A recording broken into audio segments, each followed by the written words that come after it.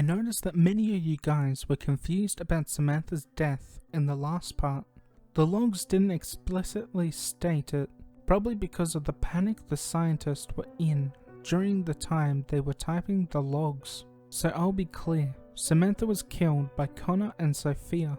Here are the final logs. Day 14, the final day. Day 14 of May. Near is the end, when the walls of the house will bend. This is what we heard Adam chanting in Latin as the clock hit 12 AM. Another 24 hours and we would be done with this hellish experiment. Our results will greatly benefit science and the study of sleep. As soon as Adam said that, Connor and Sophia moved away from the door and walked down to the kitchen. They started staring at the hidden exit point we had designed inside the living room. We were tired from staying up all night last night and heavily shaken. We immediately checked if the exit point was locked. It's like they could now perceive beyond their 5 senses. They knew more than us where everything was. Ethan has been extremely uneasy today. Moving him to the computer room did not make a difference. He is begging to be let out of the facility so he can go home. He is telling us that they were going to break out and that we should leave the facility as well. We are intending on keeping him here for his own safety and for the experiment's safety. The participants are roaming around in the living room like zombies. Adam is chanting incomprehensible things in his room. They are all rather calm. It's like they are planning something. Day 14. Log submitted around 8 PM. We are now slowly ending the experiment. We are releasing the sedative gas. As the participants are sedated, we will wear protective suits and take them out of the experiment house. They will be medically induced into a coma and they will hopefully recover. We are planning to offer them lots of compensation for the damage caused to them throughout this experiment. Connor and Sophia appear to have sensed the sedative gas. They are crouching down and retreating to the corners of the room to stop themselves from inhaling it. It doesn't matter though, the gas will reach them in a few minutes. Adam has come down from his room and has his eyes closed and is chanting something. The gas has filled the whole room but they are still conscious. We are increasing the intensity and amount of gas. They are still conscious. We can't sedate them. Connor and Sophia have started walking to the kitchen. Connor grabbed oil and Sophia grabbed matches. The gas is extremely flammable. Logs were cut off. This log was recovered from Dr. Warnick's phone. The whole experiment house is burning. We have tried to activate the fire systems, but the fire isn't getting put out.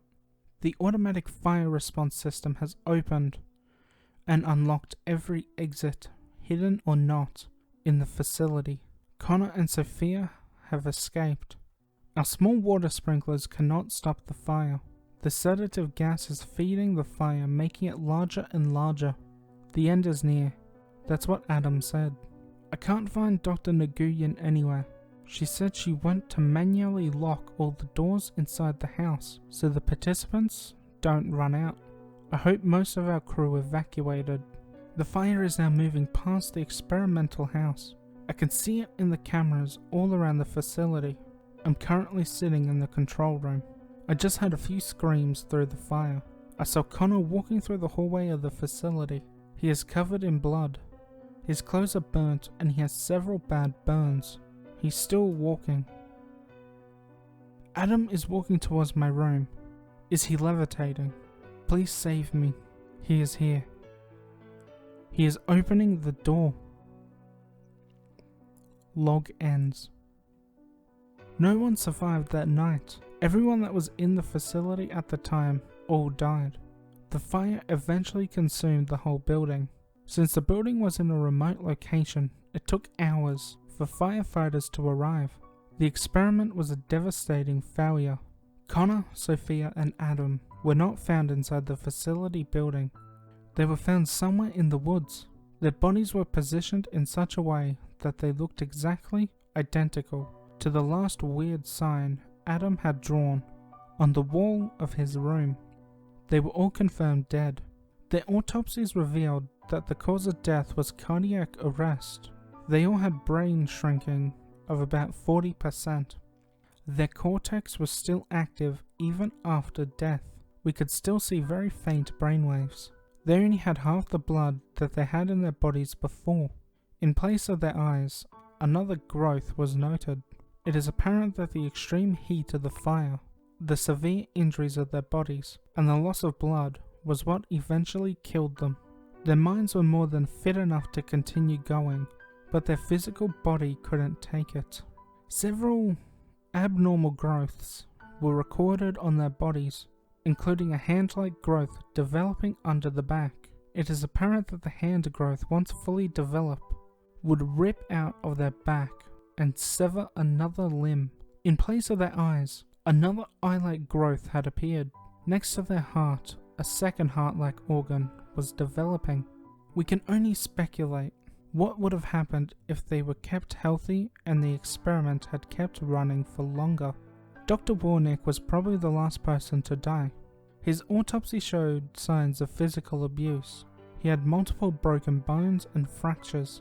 His cause of death appears to be a skull fracture. Dr. Nguyen has not yet been found. So you may be wondering how I came into this and how I have these logs. It's because I'm actually closely related to this experiment. It's because I am Ethan. And that is all for today's video, my little bunyips. Liking, disliking, sharing, subscribing, and turning on the notification bell is completely up to you. I hope you all sleep well tonight. Have sweet dreams. Good night.